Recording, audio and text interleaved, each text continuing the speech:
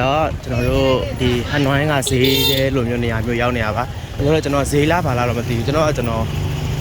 ဒါလိုက်တာဘာသေးလည်းမသိဘူးမှာပိန်နေသေးတွေရှိတယ်အုံပန်းတွေ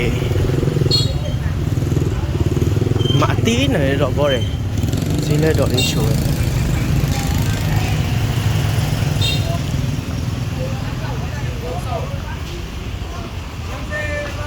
စက်သားတွေရှိတယ်။လက်မောက်သီးတွေကြီးတယ်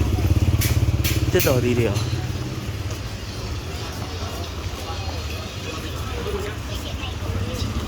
ဒီမှာဆိုင်ကယ်ကြီးအစီးများတယ်။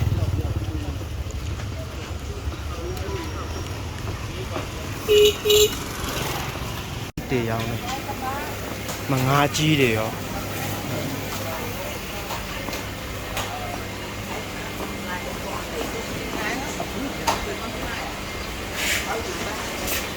ဒီမှာမြေပဲတွေကလပဲတွေရောင်းနေကျွန်းကြောက်တွေဘာတွေကိုသူတို့လိုတွေရောင်းကြတယ်ညက်ပါ